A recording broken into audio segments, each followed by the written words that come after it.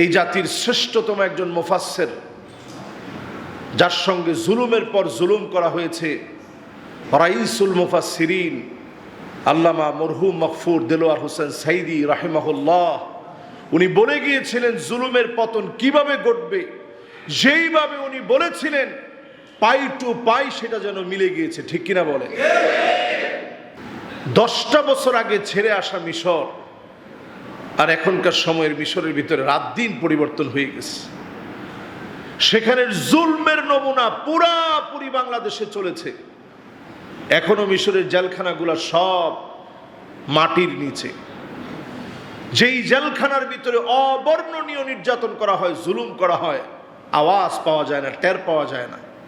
দিনের পর দিন জুলমের পরে মিশরে আল্লাহ রাব্বুল আলামিন একটু ক্ষমতা দিয়েছিলেন, কিন্তু বেশি দিন মুসলমানরা সেই ক্ষমতা ধরে রাখতে পারে নাই। আবার এত পরিমাণ জুলম শুরু হয়ে গেছে। জুলুমে জুলুমে ত্রাহি ত্রাহি করছে মাজলুমদের কান্না।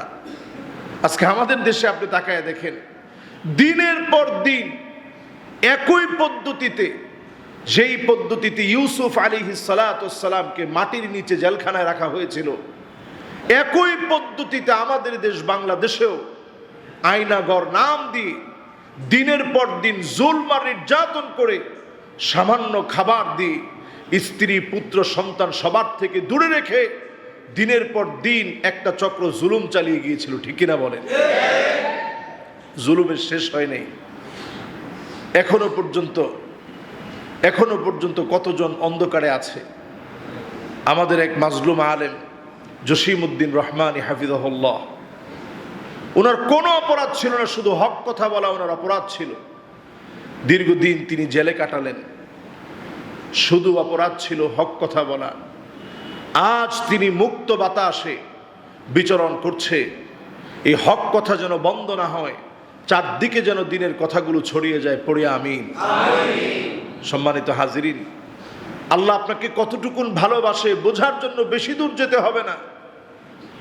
আল্লাহ রাব্বুল আলামিন তার গোলামকে কতটুকুন ভালোবাসেন বোঝার জন্য বেশি দূর যাওয়া লাগে না। আল্লাহ পাক যখন গোলামকে ভালোবাসেন, এই ভালোবাসা আল্লাহ রাব্বুল আলামিন ফেরেশতাদেরকে যখন জানিয়ে দেন, জিবরিল আলাইহিস সালাতু ওয়াস সালাম যখন ঘোষণা করে দেন, আসমানের ফেরেশতা, জমিনের ফেরেশতা সবাই যখন ভালোবাসা শুরু হয়ে যায়, এই ভালোবাসা জমিনের মানুষের ভিতরে ছড়িয়ে পড়ে। ফলশ্রুতিতে জমিনের মানুষও মানুষকে ভালোবাসে। এই ভালোবাসা যখন আপনি অর্জন করবেন, মানুষ যখন আপনাকে ভালোবাসবে, পরিষ্কারভাবে আপনি বুঝে নেবেন যিনি আপনাকে পছন্দ করে ফেলেছেন তিনি কে। এটা হচ্ছে সেরা মানুষের বৈশিষ্ট্য। আর যখন আল্লাহ রাব্বুল আলামিন কাউকে অপছন্দ করেন, ঠিক তদ্রূপ আল্লাহ রাব্বুল আলামিন জানিয়ে দেন এই লোকটা নিকৃষ্ট। এই নিকৃষ্ট মানুষকে যখন আল্লাহ তাআলা পরিচয় করিয়ে দেন, ফেরেশতা যখন একজন একজন করে যখন প্রচার করা শুরু করে, জমিনের মানুষগুলো তাকে এত নিকৃষ্ট মনে করে, ঘৃণা করে, সামনাসামনি কখনো কখনো অস্ত্রের কারণে, ক্ষমতার কারণে তাদেরকে সম্মান দেখালেও ভিতরে ভিতরে কেউ তাদেরকে সম্মান করে না, ঠিক কিনা বলেন? এখন সেটার প্রমাণ হয়েছে তো, পুরোপুরি সেটা প্রমাণিত মহাসত্য। নবীজি সাল্লাল্লাহু আলাইহি সাল্লামের হাদিস, সবচেয়ে নিকৃষ্ট হচ্ছে ওই লোকগুলো, যেই লোকগুলোকে মানুষ শুধু সামনাসামনি প্রশংসা করে, কিন্তু পিছনে গেলেই এই লোকগুলোকে আর মানুষ দেখতে পায় না, পছন্দ করে না, আল্লাহর কাছে বদদোয়া করে। এই মানুষগুলো নিকৃষ্ট মানুষ। কিয়ামতের আগে নবী করিম সাল্লাল্লাহু আলাইহি সাল্লাম বলেছেন, এমন মানুষ হবে যেই মানুষগুলোকে মানুষ পছন্দ করবে, শুধুমাত্র মুখে দেখাবে যে আপনাকে পছন্দ করি। কেন? কারণ সে আপনার ক্ষতি করবে, অন্যায় করবে, আপনার উপরে জুলুম করবে, মিথ্যা মামলা হামলা করবে। এই সাময়িকের জন্য হয়তো মানুষ সম্মান ইজ্জত করবে, মূলত মানুষ আপনাকে মহব্বত করে না, ভালোবাসে না। এরকম লোকগুলা হচ্ছে সমাজের সবচেয়ে নিকৃষ্ট লোক। যেই লোকগুলা কোরআনকে মহব্বত করে, যেই লোকেরা কোরআনকে পছন্দ করে, কোরআনের প্রচার করবে, এটা আল্লাহর কাছে পছন্দনীয়। আর যেই লোকগুলা কোরআনের বিরুদ্ধে দাঁড়াবে, আলেমদের বিরুদ্ধে দাঁড়াবে, আল্লাহর হাবিব বলেন লাইসা মিন্না, ওই লোকটা আমি নবীর দলভুক্ত হতে পারে না। মাল্লাম ইয়ারিফ লিআলিমিনা হাক্কাহু, যে আলেমদের হক জানে না, আলেমদের উপরে জুলুম করবে, আলেমদের উপরে জুলুম নির্যাতন চালাবে, সে লোকটা সব হতে পারে, নবীজির উম্মত হতে পারে না। ঠিক কিনা বলেন? সব হতে পারে, সে জালেম হতে পারে, শাসক হতে পারে, নেতা হতে পারে, কর্মী হতে পারে, কিন্তু সে নবীজির উম্মত হতে পারে না। নবীজির উম্মত কখনো আলেমদের উপরে জুলুম চালাতে পারে না। ঠিক কিনা বলেন? আলেমরা জেল থেকে বের হয়েছে, আমাদের এই মিম্বার থেকেই যখন যে আলেম জেল থেকে বের হয়েছে, আমরা সে আলেমের জন্য দোয়া করেছি, তার কথা বলেছি। কিন্তু আলেমরা সেই জুলমার নির্যাতনে কেমন ছিল, অনেকে মুখ খুলতে পারেনি। আমি সেদিন একজন আলেমের কাছ থেকে শুনছিলাম, সরাসরি ওনার মুখ থেকে শুনছিলাম, আল্লাহর ঘর বাইতুল্লাহতে বসে শুনছিলাম। বলছে দুইটা হাত উপরের দিকে বেঁধে 11 ঘন্টা টানায় রাখছে, পাটা উপরের দিকে ছিল, হাতটা টানায় রাখছে, জ্ঞান হারায় ফেলছে, এরপরেও ছাড়ে নাই। এইরকম জুলমার নির্যাতনের পরে আল্লাহ রাব্বুল আলামিন আসন্ন যে বিজয় আল্লাহ তাআলা দিয়েছেন, এই বিজয় যদি সৎভাবে কাজে লাগানো না হয়, আল্লাহর আদালতে জবাব দেওয়া লাগবে। ঠিক কিনা বলেন? জন্য এটা আমার আপনার দায়িত্ব ভাই, আমার আপনার দায়িত্ব। এটা এই দেশটা আমার আপনার, এই দেশটা অনেক স্বপ্নের দেশ। এই দেশটাতে আমি আপনি থাকি, আমি আপনি এই দেশের জন্য কাজ করব। এই সময়টা যেন হয় কোরআনের মধ্য দিয়ে, এই সময়টা যেন হয় কোরআনকে ভালোবেসে, কোরআনের মহব্বত যাদের দিলে আছে, কোরআনের মহব্বত যাদের অন্তরে আছে, এই মানুষগুলোকে আল্লাহ রাব্বুল আলামিন স্বয়ং নিজে ভালোবাসেন। পড়েন আল্লাহু আকবার। এরপরে আপনি আমি যদি ইত্তেবাউস সুন্নাহ, নবীজি সাল্লাল্লাহু আলাইহি সাল্লামের সুন্নতের অনুসরণ না করি, এক্ষেত্রে আমাদের এই বিজয় বেশি দিন টিকবে না। সুন্নতের অনুসরণ প্রত্যেকটা বিজয়ে লাগবে। নবীজি সাল্লাল্লাহু আলাইহি সাল্লাম যখন বিজয় অর্জন করলেন, বিজয়ের পর নবীজি সাল্লাল্লাহু আলাইহি সাল্লাম পারতেন মক্কা বিজয়ের পরে সব কাফেরগুলোকে টুকরা টুকরা করে ফেলতে। আল্লাহ নবী সাল্লাল্লাহু আলাইহি সাল্লাম তা করেন নাই। আল্লাহ নবী বিশ্ব নবী দিনের পর দিন মাজলুম হয়েছেন, 10টা বছর ধরে মদিনাতুল মুনাওয়ারায় থেকেছেন। এমনকি তিনি নামাজের ভিতরে দাঁড়িয়ে বারবার মক্কার দিকে কেমন যেন মনটাকে রুজু করছিলেন। মসজিদু যিল কিবলাতাইন, এখনো পর্যন্ত মদিনায় গেলে দেখবেন আল্লাহর নবী বাইতুল মুকাদ্দাসের দিকে ফিরে নামাজ পড়ছিলেন। মনটা চাচ্ছিল, আল্লাহ, আমার জন্মভূমি বাইতুল্লাহ যদি কিবলা হয়ে যেত।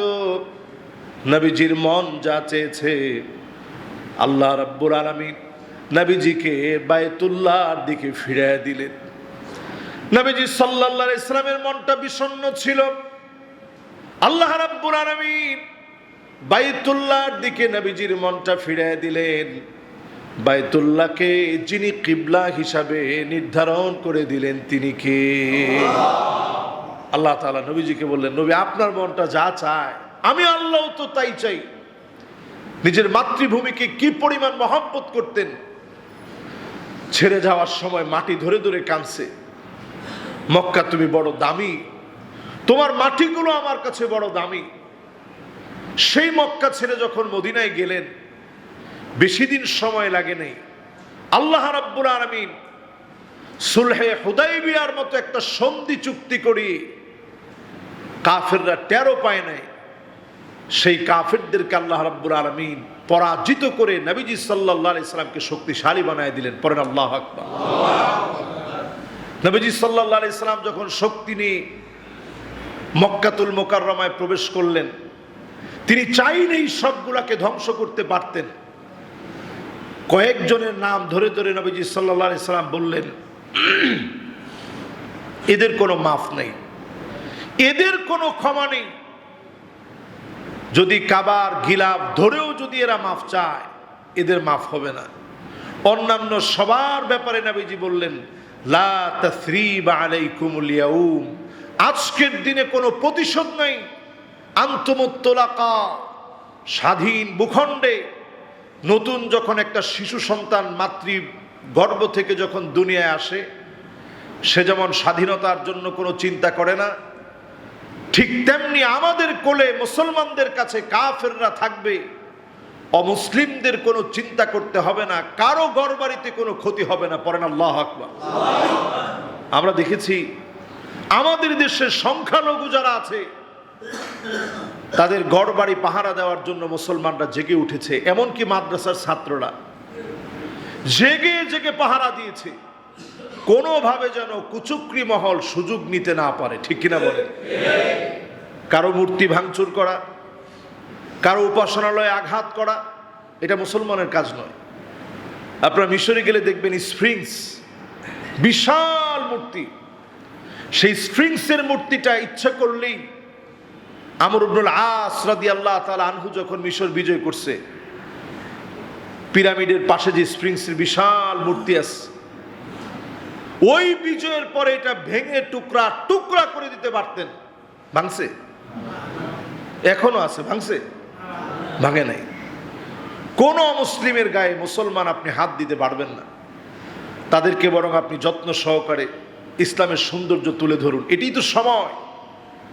আজকে আমাদের এই আন্দোলন পাকিস্তানে ছড়িয়ে পড়েছে, ভারতে ছড়িয়ে পড়তেছে, সারা দুনিয়ার ভিতরে একটা রোল মডেল হয়ে যাচ্ছে অধিকার নিয়ে আন্দোলন। ঠিক কিনা বলেন? শুরু করছে ছাত্র জনতা। এই আন্দোলন এখন সারা দুনিয়ায় ছড়িয়ে পড়ছে।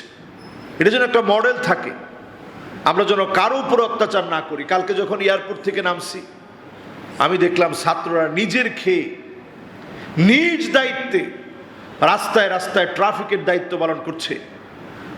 কোথাও যানজট দেখলে কিভাবে এটা নিরসন করা যায়, এমনকি বিভিন্ন গাড়ি চেক করতেছে। আমি অবাক হয়ে গেছি যে এই ছাত্র জনতাকে এইরকম বুদ্ধি আর মেধা আল্লাহ রাব্বুল আলামিন নিজে দিয়েছেন। না হলে তাদের দ্বারা এত বড় কাজ করা সম্ভব ছিল না। আল্লাহ তাআলা তাদেরকে বুদ্ধি, মেধা, বিবেক দিয়েছেন। এজন্য আমাদের এই সন্তানদেরকে, আমাদের এই ভাইগুলোর পাশে দাঁড়ানো, এটা আমাদের ইমানি দায়িত্ব। তাদেরকে পথ দেখানো, এটা আমাদের ইমানি দায়িত্ব। তাদের কোনো ভুল ত্রুটি চোখে আসার সঙ্গে সঙ্গে বলা, এটা আমাদের ইমানি দায়িত্ব। এই দেশটা আমাদের, ভালোবাসা থেকে বলা, এই দেশের প্রত্যেকটা কাজে আমরা সহযোগী হব। আল্লাহ যেন তৌফিক দান করেন। পড়েন আমিন। প্রিয় হাজিরিন, সুন্নাহ মেনে চলতে হবে জীবনের সকল ক্ষেত্রে। নবীজি সাল্লাল্লাহু আলাইহি সাল্লাম ঘুমিয়ে আছেন মদিনাতুল মুনাওয়ারায়। পাশেই আবু বকর রাদিয়াল্লাহু তাআলা আনহু শুয়ে আছেন, ওমর রাদিয়াল্লাহু তাআলা আনহু শুয়ে আছেন। মাকবারাতুল বাকির মধ্যে হাজারো সাহাবী শুয়ে আছেন। এই মুবারক জায়গা, এই তো সফর করে আসলাম। এই সফরের অভিব্যক্তি এমন, প্রতিনিয়ত আমার কাছে মনে হয়েছে প্রবাসীরা কি পরিমাণ দেশকে ভালোবাসে। আমি দেখেছি মুলতাজামের ভিতরে কাবার দরজা ধরে, সেখানে নিজের জন্য দোয়া করেই তো কুল পাওয়া যায় না। আমার নিজের চোখে দেখছি, আমি চিৎকার করে বাংলাদেশের জন্য প্রবাসীরা কাঁদতেছে। আল্লাহ দেশটার উপরে রহম করে, আল্লাহ দেশটার উপরে আপনি রহম করেন, চিৎকার করে কাঁদতেছে। এই একটা দুইটা বছর না, 16টা বছরে এই চোখের পানিগুলো আল্লাহ রাব্বুল আলামিন বৃথা যেতে দেয় নাই। আল্লাহ রাব্বুল আলামিন কখনো কখনো অনেক বড় করে দিনের পর দিন সহ্য করার পরে, সবর করার পরে এমন একটা বরকত আর নিয়ামত দেন, যেটা মানুষ তাকায় বলে আল্লাহু আকবার, কিভাবে কি হলো। এইরকম একটা নিদর্শন তৈরির জন্য দিনের পর দিন আল্লাহ তাআলা সবর করালেন, এরপরে আল্লাহ নিদর্শন বানায় দিলেন। পড়েন আল্লাহু আকবার। পেয়ারা হাজিরিন, এরপরে আসুন আজকের এই জুমা থেকে নিয়ত করি, আল ইবতিলা, জীবনে বালা মুসিবত আসবে। এই বালা মুসিবতের সময়ে আল্লাহকে ভুলে গেলে চলবে না। জীবনে বালা মুসিবত এত বড় হবে, কখনো চাকরি চলে যাবে, কখনো ব্যবসায় ক্ষতি নেমে আসবে, কত রকমের বিপদ হতে পারে। গতকালকে দেখেন ব্যাগ আনছি 2টা, একটা ব্যাগ আসে নাই। তা আমি প্রথম ধাক্কায় যখন ব্যাগটা পাই না এয়ারপোর্টে নেমে আমি পড়ে ফেলছি আলহামদুলিল্লাহ। এমনও তো হইতে পারত বিমানটা যদি ক্রাশ করতো, কত রকমের কত কিছু ঘটতে পারতো। আল্লাহ তাআলা বড় বিপদ না দিয়ে ছোট একটা বিপদ দিছেন, একটা ব্যাগ আসে নাই। দুনিয়ার কিছু মাল সামানা, কিছু জিনিসপত্র হয়তো পাইনি, এটা খুব সামান্য। এরপরে সেখানে যখন রিপোর্ট লিখে দিয়ে আসছি, তারা বলছে হুজুর এটা সর্বাত্মক চেষ্টা করব। এমনও হতে পারে আপনার ব্যাগটা এখান থেকে আফ্রিকা চলে গেছে, সেখান থেকে ফিরে আসবে, এরপরে আপনাকে পৌঁছায় দিব। তাদের আন্তরিকতার কোনো অভাব ছিল না। আজকে সকালে জানাইলে যে হুজুর আলহামদুলিল্লাহ অলরেডি এটা ইনশাল্লাহ আমরা পেয়েছি, আমরা পৌঁছায় দেওয়ার চেষ্টা করব আলহামদুলিল্লাহ।